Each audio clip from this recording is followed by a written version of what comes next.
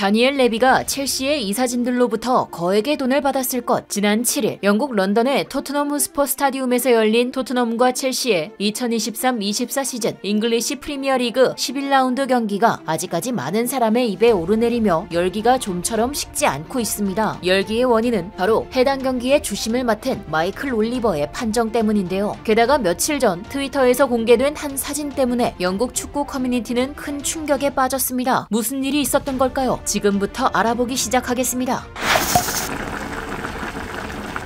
토트넘과 첼시의 잉글리시 프리미어리그 11라운드 경기의 판정이 여전히 논란이 되고 있습니다. 논란이 된 장면은 크게 두 부분이었죠. 먼저 첫 번째는 손흥민의 골 장면이었는데요. 토트넘의 브레넌 존슨이 왼쪽 측면에서 뛰어갈 당시 손흥민은 첼시의 수비수와 동일선상에서 뛰고 있는 것처럼 보였습니다. 패스가 이루어지던 순간에도 역시 확실히 라인에 앞서 있다고 하기에는 애매한 부분이 있었죠. 하지만 과연 손흥민의 위치가 첼시 수비수들보다 앞이었냐 뒤였냐가 아닙니다. 바로 부심이 깃발을 든 시점 때문이었는데요. 이날 경기의 부심은 손흥민의 슈팅이 첼시의 골문을 가른 뒤 꽤 오랜 시간이 지난 후에야 옵사이드를 선언했습니다. 여러 각도에서 VAR을 돌려보았지만 결국 손흥민의 득점은 취소되고 말았죠. 이번 시즌 최고의 활약을 보이며 꾸준하게 활약을 이어가던 흐름이 끊기게 된 상황이었기 때문에 더 아쉬움을 남겼습니다. 영국의 매체 풋볼 런던은 손흥민이 경기 초반에 골망을 흔들었지만 옵사이드에 눈물을 삼켰다라고 표현했죠. 다른 장면은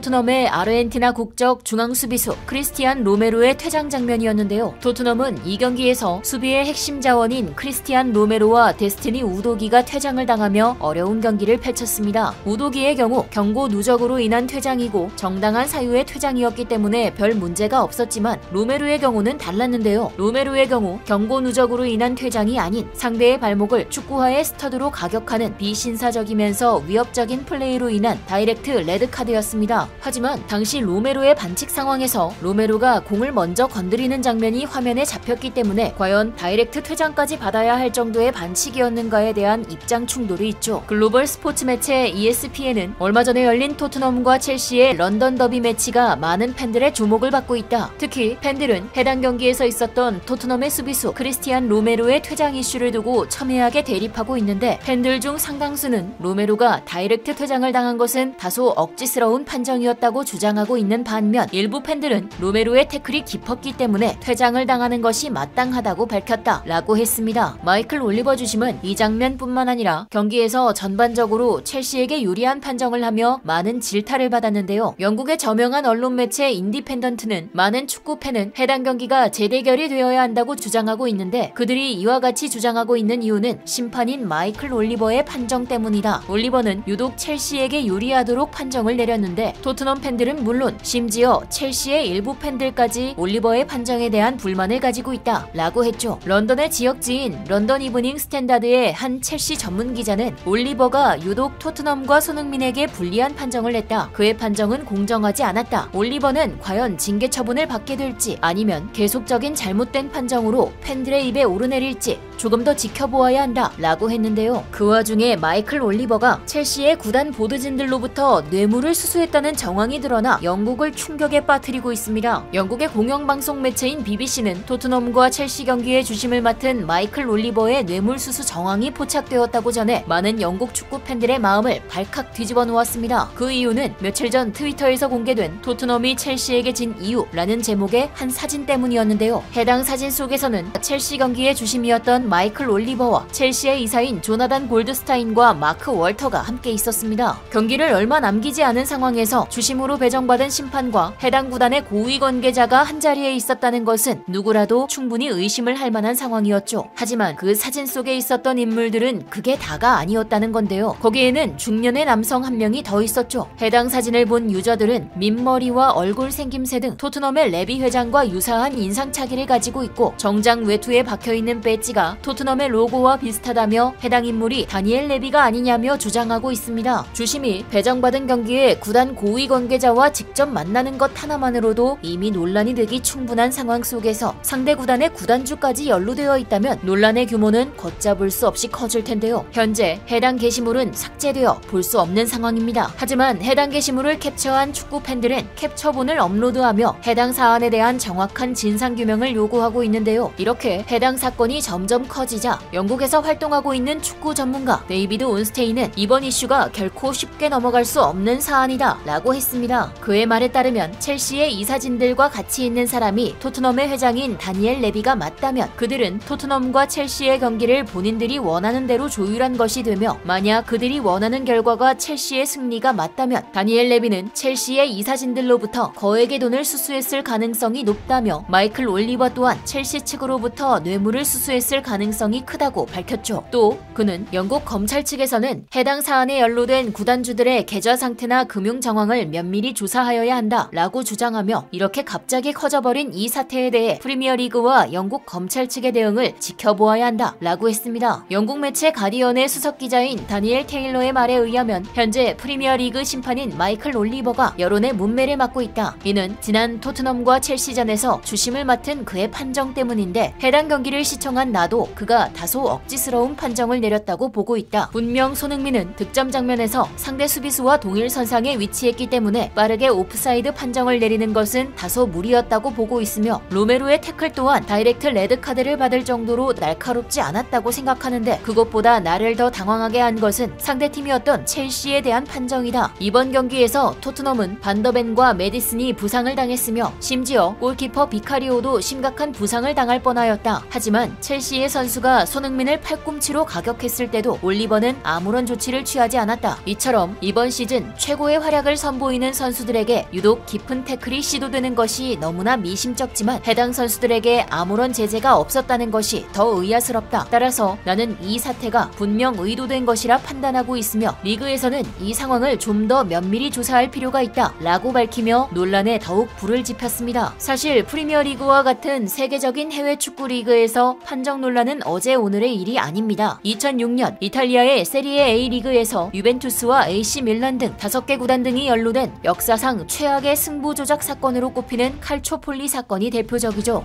2015년까지 가는 지지부진한 재판 속에서 칼초폴리로 인해 해당 사건에 연루된 5개의 구단은 대부분 강등이라는 중징계를 피하지 못했습니다. 잉글랜드의 잉글리시 프리미어리그 또한 칼초폴리급까지는 아니지만 알게 모르게 크고 작은 수많은 비리가 자행되어 왔는데요. 과거 당시 볼튼 원더러스의 감독이었던 샘 알라다이스는 뒷돈을 수수한 것이 드러났으며, 토트넘의 감독을 했던 해리 레드넵 또한 잉글랜드 축구협회의 규정을 어기면서 다른 구단 선수와 접촉한 바 있죠. 또 첼시의 유소년 담당자 또한 한 유소년 에이전트로부터 뇌물을 받은 적이 있습니다. 프리미어리그에서 판정 논란도 계속해서 불거지고 있는데요. 프리미어리그에서 손흥민에게 레드카드를 준 바 있고, 지난번 열린 2022 카타르 월드컵 대한민국 대 가나전에서 주심을 배정받아 경기를 지배하며 논란이 되었던 앤서니 테일러 주심 역시 시종일관 편파 판정 논란의 중심에 있죠. 그는 10월 29일 올버햄튼에 위치한 몰리뉴 스타디움에서 올버햄튼과 뉴캐슬의 경기에서 올버햄튼의 페널티 박스 안에서 황희찬의 반칙을 지적하며 뉴캐슬의 페널티킥을 선언하였으나 비디오를 보지도 않고 판정을 고수했습니다. 해당 장면을 본 앨런 시어러, 폴 로빈슨 등 영국에서 활동하는 많은 축구 전문가들은 잘못된 판정이라며 지적한 바 있는데요. 해당 경기가 종료된 후 황희찬은 영국의 BBC와의 인터뷰를 통해 경기가 마무리된 후 페널티킥 판정에 대해 말하는 것은 매우 어렵다면서 공을 걷어내려고 했다. 그런데 누군가 공을 막는 것을 보았다. 그 후로 멈췄고 상대 선수가 나를 건드린 것 같았다 라고 말하며 아쉬움을 표현했죠. 결국 테일러 주심은 보름 정도 잉글랜드 2부 리그인 잉글랜드 챔피언십에 강등되었다 복귀했는데요. 대한민국 선수와 관련된 경기가 아니더라도 최근 프리미어리그에서 판정과 관련된 논란은 셀 수 없이 많습니다. 판정의 공정성을 높이기 위한 VAR 시스템인 호크아이를 도입했음에도 여전히 줄어들지 않고 있죠. 모든 스포츠에서 경기는 선수가 하는 것이지만 선수가 최고의 경기를 펼칠 수 있도록 경기의 환경을 조성해주는 것은 심판의 역할입니다. 이런 심판이 자신이 마땅히 해야 할 역할을 제대로 감당해내지 못한다면 우리는 그 심판의 자질과 자격을 논할 수밖에 없죠. 그래서 손흥민의 득점이 정말 골이었는지 아닌지의 여부보다 과연 마이클 올리버 주심과 토트넘, 첼시 양 구단 측의 수뇌부들만 알고 있는 무엇이 있는지가 더 중요한데요. 최고의 경기를 보여주기 위해 세계 각국의 선수들이 흘리는 땀방울의 의미가 돈 앞에 무색해지지 않았으면 좋겠습니다. 부디 철저한 조사와 공정한 처리로 이 같은 논란이 반복되지 않기를 기대합니다. 지금까지 얼큰한 뉴스였습니다. 감사합니다.